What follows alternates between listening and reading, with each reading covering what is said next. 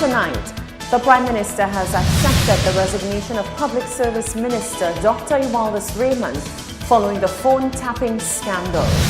The former President of the Senate calls for Senator Raymond to be properly relieved as per the guidelines of the Constitution. Under Section 122 of the Constitution, a senator can only resign to the President of the Senate. And the Traffic Department of the Royal St. Lucia Police Force cautions motorists of fleeing the scene after being involved in vehicular accidents. We have the details of these stories and more coming up.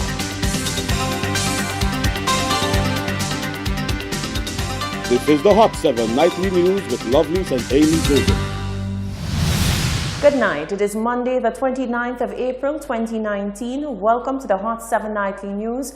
We're on Flow Channel 117, also being simulcast on Kiss FM Radio, on our website www.caribbeanhottv.com, and of course on our free Caribbean Hot FM mobile app. I'm Lovely St. Amy Joseph. Thank you for joining us. Public Service Minister Dr. Eubaldus Raymond has resigned. A prepared statement from the Office of the Prime Minister reads, quote, "I have accepted the resignation of Minister with responsibility for the public service, Honorable Dr. Eubaldus Raymond, with immediate effect. This decision was taken in the best interest of all parties and the country. Dr. Raymond has served our country well and in several capacities, including Leader of Government Business in the Senate and previously as Minister in the Ministry of Finance. I thank him and his family for his years of service to our nation." End quote. The acceptance of the resignation of Dr. Eubaldus Raymond, according to the Office of the Prime Minister, in no way affects the ongoing investigations, and the government says it remains committed to bringing closure to the matter. Meanwhile, former President of the Senate, Claudius Francis, says the issued statement by the Prime Minister is null and void, as he does not have the authority under the Constitution to accept the resignation of a minister or senator. Francis argues that never mind the end result is the same, accepting a senator's resignation is quite distinct and different in law from firing a senator or a minister. The Prime Minister may fire a senator or he may fire a minister by correspondence to the Governor General, asking the Governor General to remove that minister or senator from the position of minister or senator. But the Prime Minister under the Constitution cannot receive resignation. Under Section 122 of the Constitution, a senator can only resign to the President of the Senate, or if that position is not filled, to the Vice President of the Senate, or if that position is not filled or the persons are unavailable, to the Clerk of the Senate. So the Prime Minister cannot receive legally, under the Constitution of St. Lucia, a resignation of a senator or a minister and accept it. In respect to a minister, Section 60, subsection 8, subsections A, B, C, and D tell you how a minister demits office. None of them refer to an acceptance by the Prime Minister.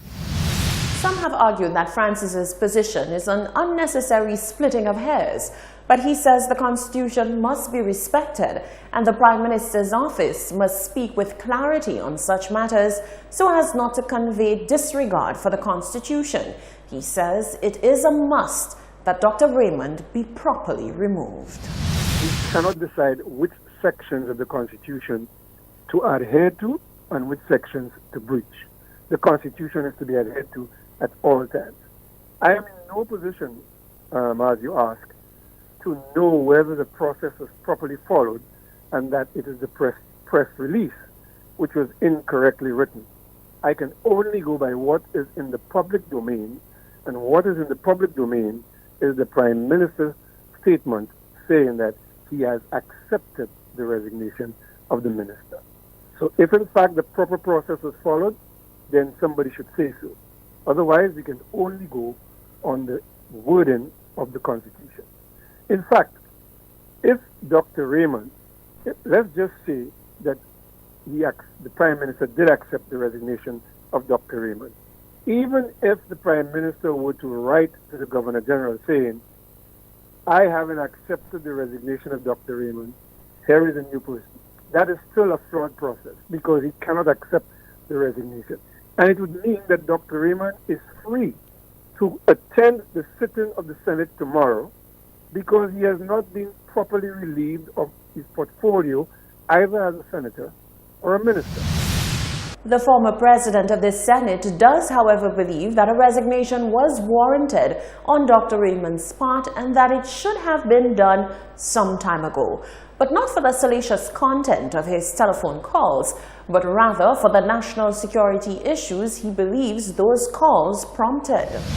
There were statements where he is alleged to have stated in relation to the earlier matter that the police had given him all of the videos and evidence on the young girl's phones. This is illegal. There were statements where he made comments to the effect that, if other ministers were to have called him to a meeting, he isn't sure he would have gone. There were statements where, as Minister for the Public Service, where he decried public servants. And I'm not even here saying whether his statements were correct or incorrect, because we all have our view on the behavior of some public servants. The point is, he was the head of the ministry responsible for the public service, and he certainly was in error to be discussing this with outside sources. A meeting of the Senate is scheduled for Tuesday, the 30th of April. In other news, the St. Lucia Fire Service is calling on motorists to practice more caution along the island's roads and streets after recording 5 motor vehicular accidents over the weekend, with at least 3 of them being major.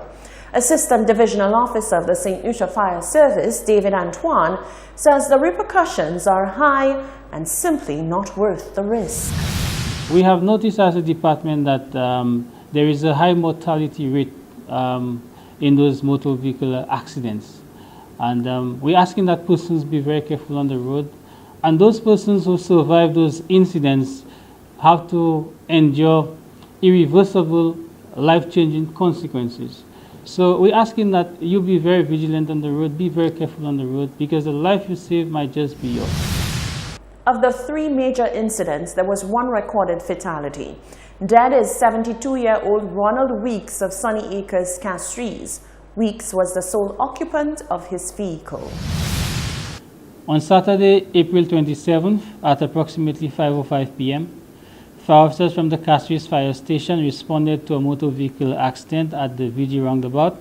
That incident involved a Suzuki Jimny. On arrival at the scene, emergency personnel were able to assess the driver of that vehicle, who was a lone occupant at the time. He was found motionless and with negative vitals. He was subsequently transported to the Victoria Hospital for further medical intervention. On the same day, the fire service responded to an incident later in the evening.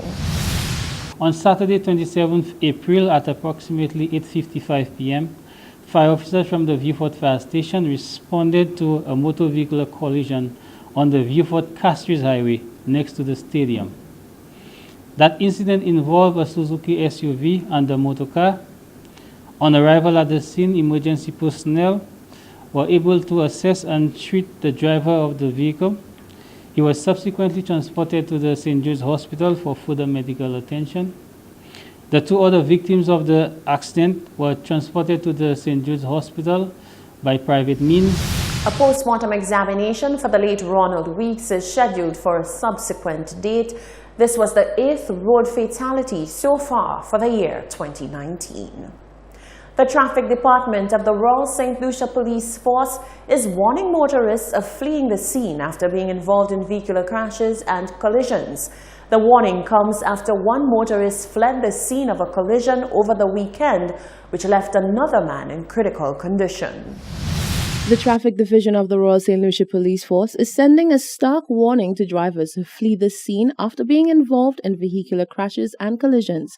The warning comes following reports of an incident which occurred on Saturday, the 27th of April, where a driver allegedly fled the scene of a collision which caused the death of 72-year-old Ronald Weeks. Weeks drove a Suzuki Jimny, registration number PC7625, and was reportedly pinned under the vehicle after he was flung from it and the vehicle flipped over. Eyewitnesses reported that the other vehicle involved in the incident drove off. Hot 7 News spoke to Inspector of Police in charge of the traffic department in Castries, Benson de Turville, who said motorists need to take responsibility for their actions. The law is clear as relates to what must happen at the scene of an accident. So my advice to individuals who are keen on fleeing the scene of an accident when it occurs, and especially when injury or damage occurs, is to desist from such a practice. You have a responsibility and owe it to the driver or to each other to give that information which is required according to the Motor Vehicle and Road Traffic Act. Inspector de Turville gave details on the repercussions of fleeing the scene of such incidents. A person driving or in charge of any motor vehicle shall, if, owing to the presence of the motor vehicle on a road, an accident occurs whereby personal injury is caused to any person or damage is caused to any other motor vehicle, subsection A states, that person shall immediately stop, and B, if required to do so by any person having reasonable grounds for requiring that information, the person or the driver involved will give his or her name and address, the name and address of the owner of the vehicle if he or she is not the owner of the said vehicle. The registration number of the vehicle will also be given to the person requesting that information.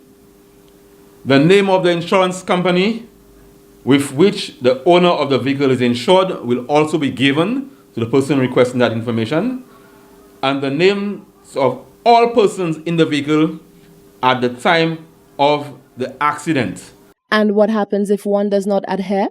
A person who contravenes or fails to comply with this section commits an offense and is liable on summary conviction to a fine not exceeding $2,000 or to imprisonment for a term not exceeding 6 months or to both. During the time of the incident, Weeks was the sole occupant of the vehicle which he drove. Reporting for Hot 7 News, I'm Rochelle Gonzalez. This is the Hot 7 Nightly News. When we come back, a teen is arrested and charged for the murder of a Cedars man. A local pilot is giving his full support to the island's Prime Minister on his decision to not lend financial aid to cash-strapped regional airline Liat. And Castries North MP Stevenson King unveils his ambitious project plans for his constituency by 2020. Stay with us.